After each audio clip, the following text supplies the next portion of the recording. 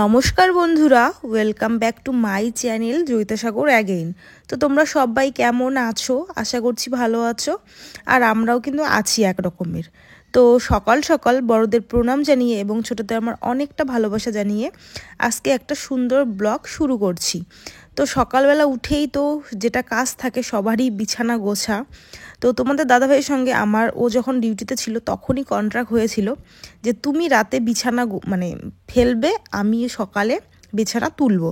কিন্তু ও কোনোটাই করে না, হ্যাঁ, না বিছানা ফেলে না বিছানা তোলে। তো এই নিয়ে ওর সাথে আমি ঝগড়া করেছি যে হ্যাঁ, এমনিতে তুমি বাড়িতে থাকো না, বউয়ের তো কোনো কিছুই হেল্প করো না, যে 10-15 দিন ছুটিতে আসো তখনও যদি তুমি একটু বউকে যদি হেল্প না করো তাহলে তুমি কিসের স্বামী? অন্যদের দেখো তো, অন্যদের স্বামীরা বাড়িতে থাকে, তাদের কত হেল্প করে দেয়, আর তুমি তো এমনিতেই বাড়িতে থাকো না। তো এরকম বলেছি তোমাদের দাদাভাইকে, আর বলাই উচিত। হ্যাঁ, সেই 5 মাস পর 6 মাস পরে আসে, ধরো 20 দিন 15 দিনের জন্য, তো বউকে তো একটু হেল্প করতেই পারে, তাই না বলো? তো আমি ওর না, সব যারা বাইরে থাকে আর কি, সব ছেলেদের ক্ষেত্রে এই কথাটা বলছি। তো এখানে আমি বিছানা গোছাচ্ছি, আর তারপরে কিন্তু আমার অনেক টুকিটাকি কাজবাজ আছে। আর মাঝে 2 দিন কিন্তু আমি কোনো ভিডিও শ্যুট করতে পারিনি, 2 দিনে কিন্তু কোনো ব্লগ নেই। তোমাদের দাদাভাইয়ের শরীর প্রচণ্ড খারাপ ছিল, আমার শরীর প্রচণ্ড খারাপ ছিল, হ্যাঁ, বলেই নিলাম তোমাদের ব্লগে। আর যেহেতু মানে ডেট ওয়াইজ আমার ব্লগ চলে না, আমার হয়তো 4-5 দিন আগের ব্লগ বা মাঝখানে 2 দিন আমি ভিডিও শ্যুট করতে পারিনি, তারপরের ভিডিও, যাতে তোমরা বুঝতে পারো তার জন্যই কিন্তু আমি বলেই দিলাম। সত্যি কথা বলতে তোমাদের দাদাভাইয়ের শরীর প্রচণ্ড খারাপ ছিল। কেন বলো তো? কারণ ও যেখানে থাকে সেখানে তো ওদের একদম টাইম মতো টাইম খাওয়া দাওয়া, অত মশলাপাতিও থাকে না তরকারিতে। আর ও তো আসার পরে এত এত অনুষ্ঠান গেল, আর সব কিছুতেই মশলাপাতি, তো সেই খেয়ে নিয়ে ওর পেটের মানে প্রচণ্ড একটা খারাপ অবস্থা তৈরি হয়েছিল। তারপরে ডাক্তার দেখানো হলো পুরো, তারপরে এখন একটু সুস্থ আছে আর কি। আর কি বলতো, যেহেতু একজন ফৌজি আর কি, তো ওদের হয়তো শরীরে ইমিউনিটি পাওয়ারটা একটু বেশি থাকে আমাদের থেকে আর কি, কারণ ওরা তাড়াতাড়ি আর কি সুস্থ হতে পারে। আমাদের হলে মানে কি বলি আর কি যে হতো ভগবানই জানে। তো দেখলাম না, যাই হোক একটু সুস্থ হয়েছে। এখানে দেখো আমি কিন্তু স্নান টান করে চলে এসেছি আর কি রান্না করতে। প্রথমে কিন্তু আমি খুব বলেছি, আমার শাশুড়ি মাকে বলেছিলাম যে তোমার ছেলে আসলে কিন্তু আমি কোনো কাজ করব না, তোমার ছেলে আসলে কিন্তু কোনো কাজ করব না, বলেছি, ওই বলাই শেষ। তারপরে দেখো সবই করতে হচ্ছে আর কি। তো এক সাইডে আমি দিলাম মুসুর ডাল বসিয়ে, আর এক সাইডে দিলাম হচ্ছে ভাত বসিয়ে। আর কাল রাতে তোমাদের দাদাভাইয়ের সঙ্গে আমার প্রচণ্ড ঝামেলা হয়েছে কোয়ার্টার নিয়ে। তোমরা অনেকে বলেছো, হ্যাঁ, যে দিদিভাই তুমি কোয়ার্টারে কবে যাচ্ছ, হ্যাঁ, কখন যাবে, আমরাও তোমার কোয়ার্টারের ভিডিও দেখতে চাই, হ্যাঁ, তোমরা অনেকে বলেছো। তো তোমার দাদাভাইকে আমি বললাম আর কি।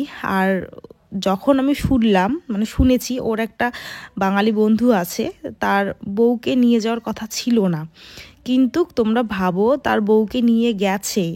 আমার তো এটা শুনে পুরোই মাথা নষ্ট হয়ে গেছে যে ওর তো বউকে নিয়ে যাওয়ারই কথা ছিল না কোয়ার্টারে, তবু দেখো নিয়ে গেছে। আর তোমার তো নিয়ে যাওয়ার কথা, তোমাদের দাদাভাই কিন্তু আমাকে নিয়ে যাওয়ার কথা, কিন্তু 1 বছর পার হয়ে গেল, তুমি সেই সুযোগটা এখনও পেলে না আমাকে কোয়ার্টারে নিয়ে যাওয়ার। তোমাদের দাদাভাই যেখানে থাকে সেখান থেকে কিন্তু ও বাড়িতে আসেনি, ওখান থেকে ওকে অন্য জায়গায় কাজে ছিল, ওখান থেকে কিন্তু ও বাড়িতে এসেছে। এবার যখন ব্যাক করবে, যেটা ওর স্থায়ী জায়গা, সেখানে কিন্তু যাবে। যারা জানো তারা বুঝে গেছো যে তোমাদের দাদাভাই কীরকম আর কি কাজবাজ তোমাদের দাদাভাইয়ের চলছে আর কি এই মুহূর্তে, হ্যাঁ।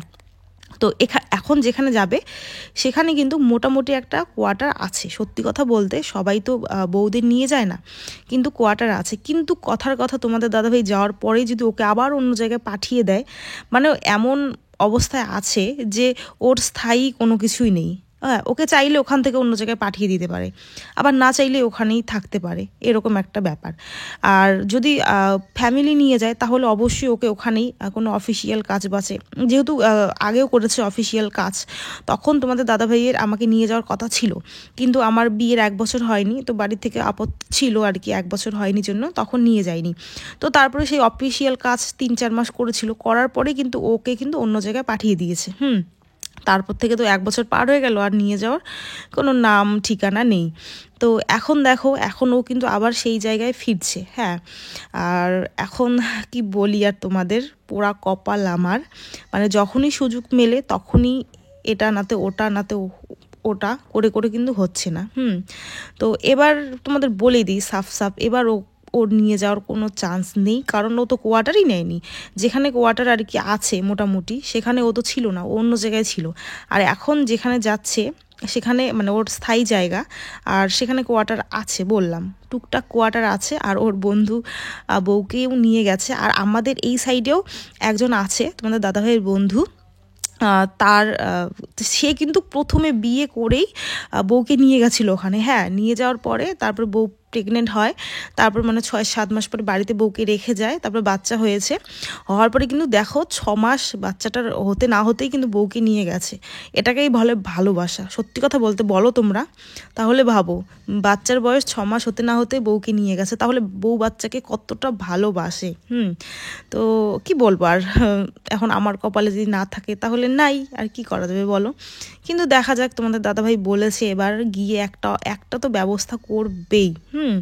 তো দেখা যাক কি ব্যবস্থা করে না করে। আর আমরা কিন্তু দেখো বাড়িতে চলে এসেছি, বললাম না তোমাদের দাদাভাইয়ের শরীরটা একটু ভালো হয়েছে, আর আমরা বাড়িতে চলে এসেছি কারণ ও যাবে দিনহাটা গাড়িটা সার্ভিসিং করতে। হ্যাঁ, আর আমারও বাড়িতে একাই থাকতে থাকতে বোর হয়ে যাব, তার জন্য বললাম চলো আমাকে ওইদিকে বাড়িতে নামিয়ে দিও। যেহেতু আমাদের কি হয় বলো তো, এইদিকে কলকাতা, শিলিগুড়ি, দিল্লি, মানে যেদিকে যাও না কেন, আমার বাড়ির মানে আমার বাবার বাড়ির উপর দিয়ে যেতে হবে তোমাদের দাদাভাইকে। তো এটা জিনিসের সুবিধা হয়েছে যে কোথাও যাক না কেন আমার বাবার বাড়ির উপর দিয়ে যেতেই হবে।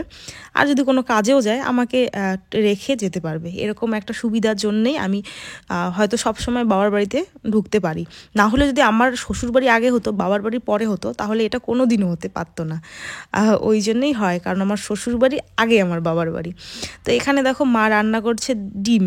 আর এই যে ভাই দেখো, ওর প্রচণ্ড চটপটি খাওয়ার আর কি শখ। এখানে হচ্ছে বাঁধাকপির বড়া হবে, তার জন্যই ও পুরোই মশলা টশলা করে দিচ্ছে মাকে। এই যে দেখো বড়া, সত্যি কথা বলতে খুবই সুন্দর হয়েছে বড়াগুলো আর কি। আর এখানে দেখো এখন আমি খেতে দিচ্ছি, এই যে বোনের দেখো খাওয়া হয়েছে, এই যে ভাই, তারপরে এই যে দেখো বাবা। দেখো বোন আর ভাই কিন্তু পাতাতে নিয়েছে, আমাদের না সবসময় প্রায় পাতাতেই খাওয়া হয়, কারণ মা অতটা আর কি কাজ বাজ করতে পারে না, তোমরা জানোই, অনেক অসুখ বিসুখ আর কি। আর বাবাকে থালাতে দিয়েছি। আর তারপরে চলছে আমার, দেখো কি অবস্থা, পুরো ঠান্ডার দিনে পুরো দেখো পা ফেটে কি অবস্থা হয়েছে, খালি জাস্ট দেখো একবার। আমার মানে এত চর্মরোগ আছে, পা ফাটা, হাত ফাটা, মুখ ফাটা, ঘন্টার মানে কি বলি আর। তারপরে হচ্ছে ওই সিজনে আর কি ঘা হয়, ছোট ছোট এই জল ধরা ঘা হয় আর কি। তো এগুলো আমার খুবই সেই ছোটোবেলা থেকে সমস্যা। অনেক ডাক্তার দেখিয়েছি, কবিরাজ দেখিয়েছি, ডাক্তার দেখিয়েছি, আর অ্যালার্জি তো একদম প্রচণ্ড, কি বলবো আর। তো কিছুতেই ঠিক হয় না। তো এখন তার জন্য ঘন্টার ডাক্তার আমি দেখাই না, যখন ঠিক হওয়ার হবে। আর এই পুরো 5 দিন, বিবাহবার্ষিকীর 1 দিন, তারপরে আমার দেওরের বিয়ে 2 দিন, তারপরে আমার দাদার বিয়ে 2 দিন, এই 5 দিন মেকআপ করে পুরো আমার মুখের উপরে অ্যালার্জি উঠে গেছে, মানে যা আচ্ছা তাই অবস্থা। কিন্তু কি বলো তো, মেকআপটা না করলেও হতো না। পুরো তুমি যখন হেভি সাজবে তখন যদি একটু মেকআপ না করো তাহলে একদমই ভালো লাগে না তখন। আর যদি তুমি নর্মাল সাজো, মেকআপ করবে না, কোনো ব্যাপার না। তো তার কারণেই কিন্তু মেকআপটা করা হয়েছে। আর পুরোই তো আমার অ্যালার্জি, পুরো একদম মুখে একদম পুরো ভরে গেছে। যাই হোক, কোনো ব্যাপার না, এগুলো আসবে যাবে। আর এখানে দেখো তোমাদের দাদাভাই কিন্তু চলে এসেছে, তোমাদের দাদাভাইয়ের কাজবাজ করে আর কি। আর এই যে আমি এখনও পা মানে ঘষছিলাম। আর দেখো প্রথমেই দেখালাম না যে ওই ফাটাগুলো নোংরা হয়ে আছে, এখন দেখো অনেকটাই পরিষ্কার হয়েছে। এখানে আমি গরম জল, সাথে লবণ, সাথে শ্যাম্পু, সাথে কলগেট দিয়ে পাটা এই 10 মিনিট 15 মিনিটের মতন ভিজিয়ে রেখেছি। তারপরে কিন্তু সেই ঘষছিলাম, আরেকটা ঘষা থাকে, সেই ঘষাটা ছিল না আর কি বাড়িতে। তারপর বিকেল পড়ে গেছে, আমাদের এদিকে তো ঠান্ডা শুরু হয়ে গেছে। আমি তো জ্যাকেট নিয়ে এসেছি, এই যে দেখো জ্যাকেট পরেছি। আর মার ওই যে অভ্যাস পিছনে পিছনে আসা, ওটা প্রত্যেকটা মায়েরই অভ্যাস থাকে, পিছনে পিছনে আসা। তারপরে দেখো আমরা বাড়ি চলে এলাম। আর তোমাদের দাদাভাইয়ের প্রতি প্রচণ্ড আমি রেগেছিলাম কোনো এক কারণে, আর তোমাদের দাদাভাইরা গেছে অন্য একটা জায়গায়। তো অনেক রাত হয়েছে আসতে। হ্যাঁ, তোমাদের দাদাভাইয়ের আর আমি রাগ করবো বলে আমার জন্য মোমো নিয়ে আসছে। তারপর যাই হোক, বর কদিনের জন্য এসেছে, রাগ করে থাকলে কি আর চলে বলো। তো আমাদের এরকম একটা অবস্থা যে বরের উপর রাগ করে থাকাও যায় না। যদি বর বাড়িতে থাকে তাহলে 2 দিন 3 দিন 4 দিন রাগ করে থাকা কোনো ব্যাপারই না, কিন্তু কি আর করা যাবে বলো, বর তো আসে কয়দিনের জন্য, রাগ করে থাকলে আর হয় না। এই হচ্ছে ব্যাপার। তারপর ওকে বলছিলাম যে আমার মাথাটা প্রচণ্ড চুলকাচ্ছে, আমাকে একটু তেল দিয়ে দাও। তারপরে ও বললো ঠিক আছে, তেল দিয়ে দিবে নাকি আর কি। তো এই হচ্ছে ব্যাপার। আর ওই দেখো আমার কালো শাড়িটা পরে এসেছি, শাড়িটা ওখানেই রেখেছি। আর আমার না ঘরটা, আমি তোমাদের দাদাভাইকে একটু বড় করতে বলেছি ঘরটা, কিন্তু ঘরটা খুবই ছোট হয়ে গেছে। এ কয়টা জিনিস ধরতেই ঘরের অবস্থা একদম শেষ। হ্যাঁ, আমি যে একটা সোফা কিনবো, একটা সোফা রাখবো, আরও যে টুকিটাকি জিনিস কিনবো রাখবো, মানে সেই রকম অবস্থা ঘরটার নেই। ঘরটা খুবই ছোট। কি করা যাবে আর বলো, ঘরটা করেই ফেলেছে। যদি ভগবান করে কোনো দিন, এটা তো আমাদের গ্রামের বাড়ি, গ্রাম কিন্তু একদমই গ্রাম, আমাদের বাড়ি কিন্তু একদমই গ্রামে, সত্যি কথা বলতে। তো এটা তো গ্রামের বাড়ি, কথার কথা যদি কোনোদিনও শহরে কোনোদিনও বাড়ি করতে পারি, তবে আমার মন মতো কিন্তু আমি বাড়ি করবো আর কি। তো জানি না, এটা আমি বললাম তোমাদের আর কি। এখানে দেখো এখন তোমাদের দাদাভাই বসে গেছে আমার মাথার মধ্যে তেল দিবে বলে। তো এটা হচ্ছে ওর পানিশমেন্ট, যে আমাকে ও রাগ তোলাইছে, রাগ দেখাইছে। ও রাগ দেখাতে পারে না, আমি রাগটা দেখাই, তবু আর কি। তো দেখো খুবই সুন্দর করে আমার মাথার মধ্যে তেল দিয়ে দিচ্ছে। আর কি বলো তো, কয়েকদিন ধরে ওই যে ক্রিম পার কি ওগুলো থাকে না, ওগুলো দিয়ে চুল মানে করতে করতে চুলের অবস্থা একদম মানে 12টা বাজিয়ে দিয়েছে আর কি চুলে। তো যাই হোক বন্ধুরা, ভিডিওটা কেমন লাগলো অবশ্যই কমেন্ট করে জানাবে। আর নেক্সট ভিডিওতে কিন্তু তোমাদের সঙ্গে দেখা হচ্ছে। চলো আজকে টাটা, সবাই ভালো।